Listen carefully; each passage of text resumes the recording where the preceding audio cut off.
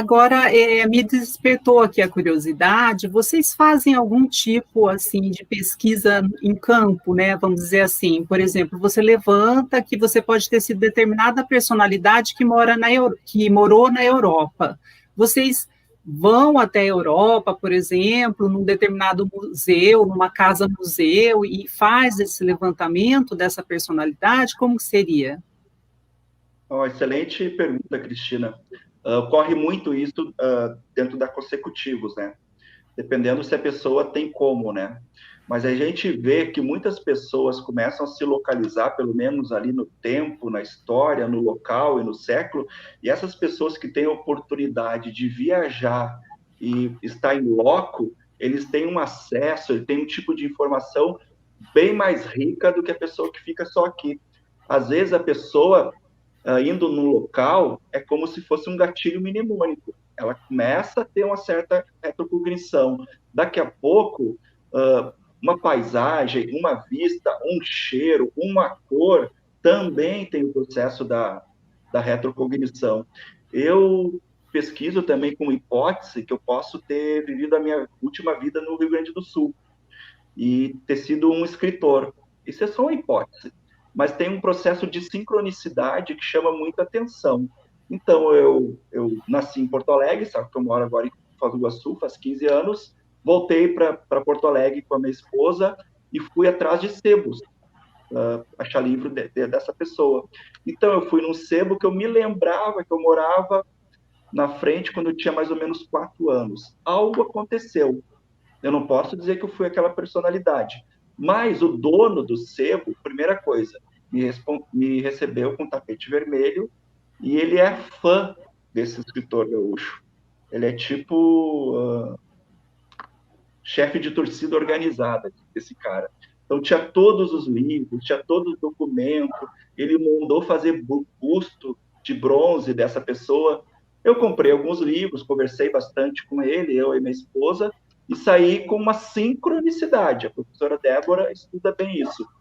Mas que estranho, gente. Eu tenho só uma hipótese, eu entro num sebo, um sebo que eu vivi na frente daquele sebo, quando eu tinha 4 anos de idade, fui atrás de uma personalidade chave, né? Eu acho que eu estou ali no entorno, e o dono do sebo é simplesmente doido por essa personalidade. Tem um monte de achados, um monte de história que só ele tem, porque ele é do fã-clube desse cara aí.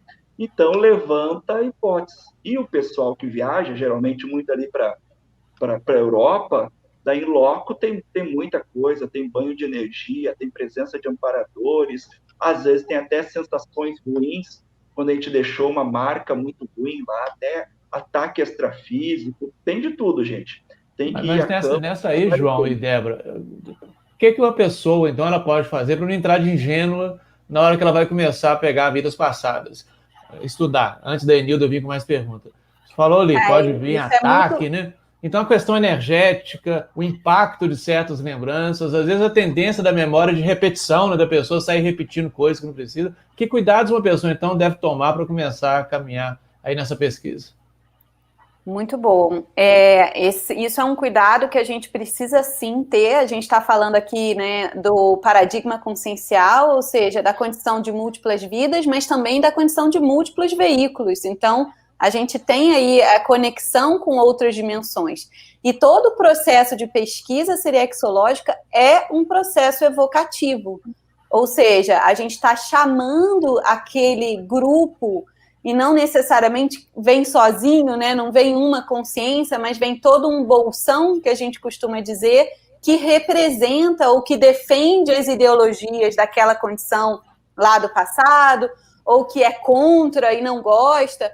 Então, a gente tem que, sim, estar atento às energias, trabalhar bastante o estado vibracional, a mobilização básica das energias, e fazer a leitura energética do que a gente está evocando, seja num processo mais amparado, de sincronicidades, de indicadores, eu diria assim, ponteiro, né, da pesquisa, assim, de bússola de norte, como também do inverso. E não dá para a gente ser ingênuo no processo evocativo. Ao longo da história, a história ela é basicamente feita de muito sangue, né? A gente olha para trás, a gente não vê tanta coisa bonita assim. Então, se a gente for se autolocalizar, e às vezes a gente se acha em papéis, não queira só se achar em papéis, né, assistenciais, benévolos, isso é uma idealização até, eu diria, infantil, né? Pensar que a gente só teve coisa boa. Então, quanto mais maduro a gente está para enxergar essa realidade multiexistencial, mais a gente vai conseguir enxergar a gente em condições onde não necessariamente a gente exerceu uma condição muito boa. E evocar isso, a gente tem que estar preparado para o tranco.